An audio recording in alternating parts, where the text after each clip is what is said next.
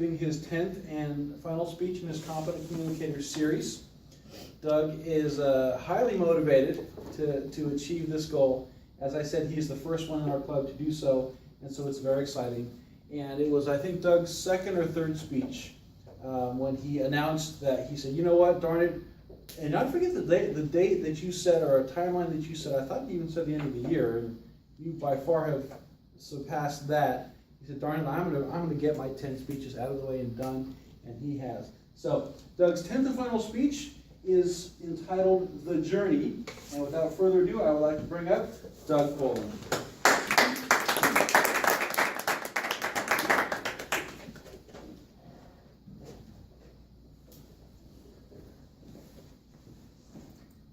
Hands on my pockets. That wasn't starting. All right. So today I'm going to take you on a journey. It's my public speaking journey. It's been a long and bumpy journey, and I can't tell you how excited I am today to be able to complete this speech and earn my Competent Communicator Award. I have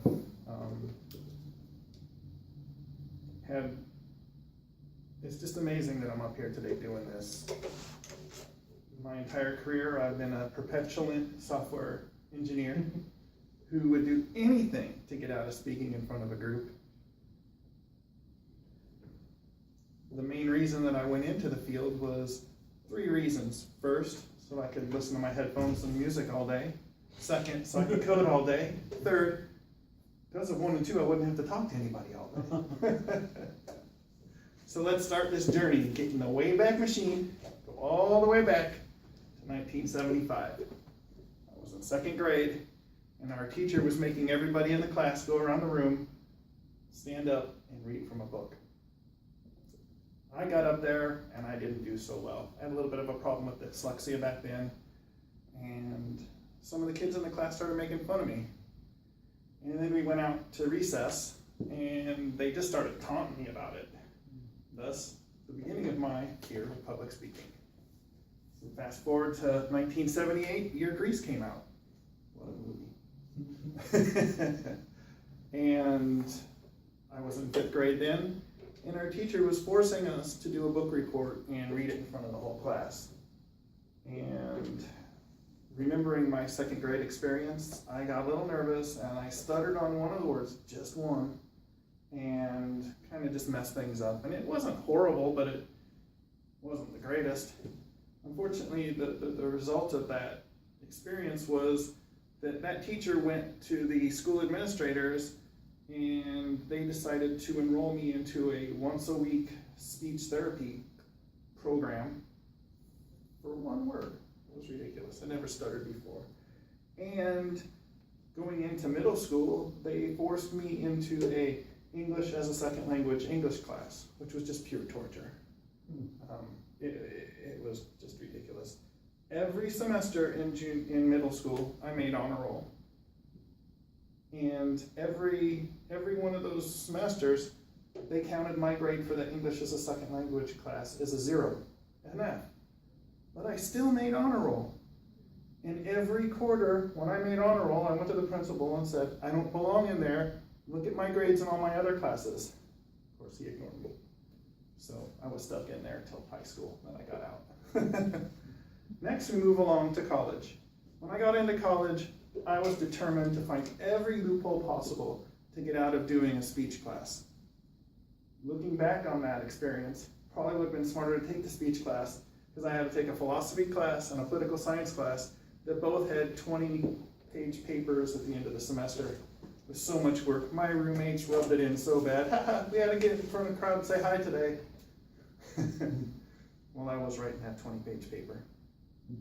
But if anybody that knows me knows I'm stubborn. If there's something that I don't want to do, I'm not going to do it. After college, one of my first jobs in my career, the sales team for our company was in town to learn about the new software that we'd developed, and my boss gave me an hour slot to talk to that group about the new features that we had added. Can anybody guess how long, when I got up there to talk to the sales people, it was about 40 people in the group, how long I talked for? Anybody take a wild guess? 30 seconds. 3 minutes. I went, these are our features, click, click, click, click, click. Any questions? My boss at the time, that wasn't too forgiving an individual, threatened to fire me in front of my whole group. Fortunately, I was good enough software engineer that I knew that was an empty threat and she couldn't follow through on it. After that experience, fast forward to 2009, 2010 timeframe. It was here at MySys before we became Allscripts. I actually decided I'm going to conquer this fear of public speaking, and I tried to start a Toastmaster group here.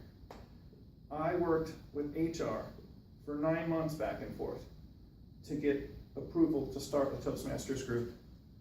They finally, after 9 months, gave me approval 2 days before I was supposed to have major surgery. And I was going to be out in family medical leave act for 3+ months, so I had to kind of ditch that. Thank goodness for Elizabeth for picking that up and getting it done for us. After that, fast forward a couple of years, I became Scrum Master of my development team, which is about 20 people back then. And at the end of each sprint, we had to give a presentation of what we did in that 2-week period to show the other stakeholders in the company what we were doing. And usually we'd have about 25 people in the room when we were doing this presentation, plus we'd have 50 to 75 people on the phone. And man, the mornings that we had those demos, I was a head case. I was so nervous just from all the bad previous experiences.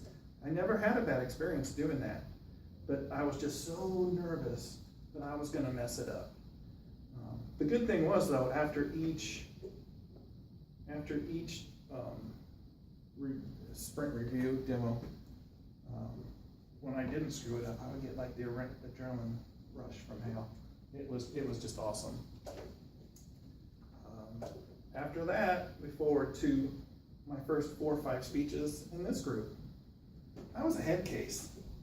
I was maybe not outwardly from your guys' perception, but if I said or paused or said something out of order, it was like time stood still in my mind. And I'm like, oh my gosh, you screwed up. It'd be kind of fun to like make some kind of like YouTube video, you know, showing what I said and then like handing off to something that was going on in my mind. But completing this speech today,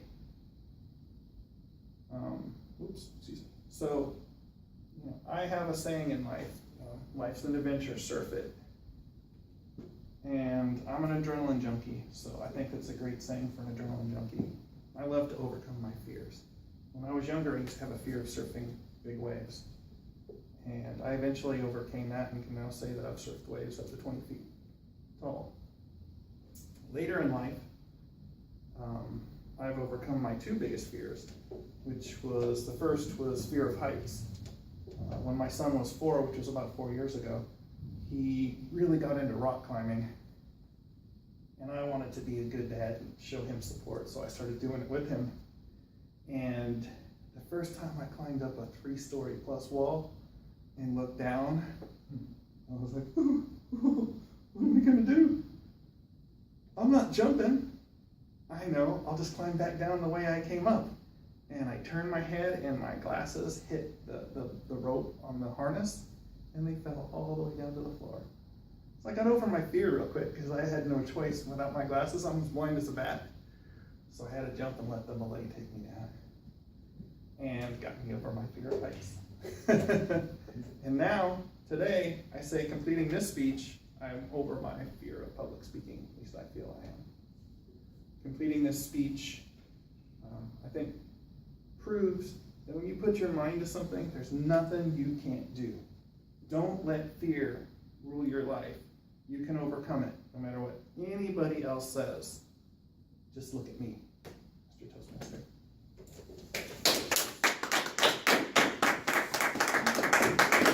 Good job. Thanks.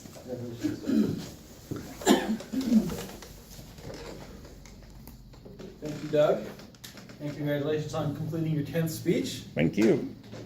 I think that we all have things in your speech that we can relate to as far as overcoming fears.